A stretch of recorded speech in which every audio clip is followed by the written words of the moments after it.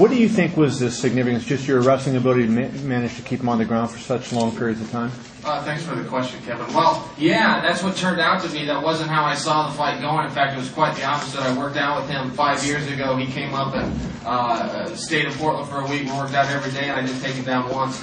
I was very frustrated. I would go home after practices, and I'd come in the next day ready to go, and he'd out-wrestle me again. So I did not think the fight was going to go that way, but to answer your question, yeah, that's what the difference was being able to maintain top position. But that just came as a surprise, and I rolled with it as it happened. Chael, could you walk us through what you were thinking during that guillotine choke?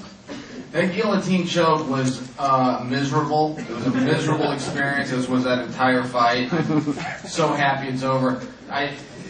My last year with this company, I've never come out of the ring and been proud of myself. I've just been relieved. Oh, thank God I don't have to fight Dan Miller again. Oh, thank God Okami's done. Thank God I don't have to fight Marquardt again. So, during the guillotine choke, I didn't know. I thought I was going to pass out possibly. I was hoping I won it. I was not going to tap, but there was a point there I was pretty sure the tables were getting turned. But fortunately, I found a way out of it.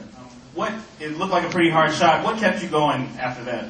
Yeah, I think I went out when he hit me. I remember everything went white for a second, and I was just trying to push through. And a lot of my mental preparation for this was knowing I'm going to get beat up tonight.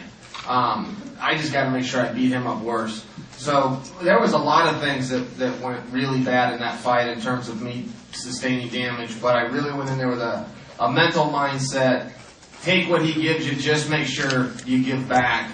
And I don't know if that answers your question perfectly, but yeah, that knee hurt a lot, and it landed, and I went out, but I pushed through. Look, at the end of the day, if you want to get to the top of the card in the UFC, you got to fight tough guys. If you want to be a fighter and get in the cage and be a big deal at your local strip club, go to Showtime. There's places you can go. I couldn't have said that one better myself. If you want to fight real guys, this is the place to do it. I want to get on top of the bill, and I expect a tough guy, whether it's Anderson or Vitor. If I'm in this company, I know they're going to be tough.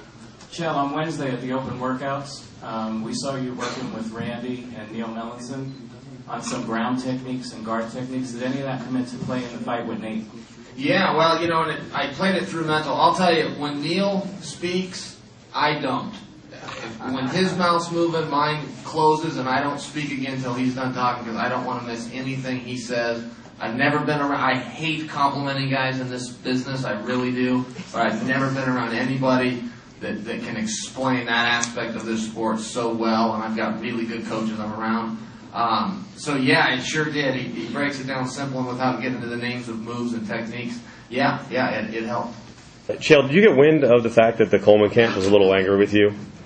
Did I get wind? No, well, I've known those guys for a long time. I didn't get wind of it, but I mean, it's to be expected. What am I going to do if they put something in print? There it is, and it's a small world. You got to go see a guy after you say something about him. So, but look, that's the way it goes. I'd do it again. I'd walk into traffic with Randy. I've been with him for a long time, so I offer no apologies.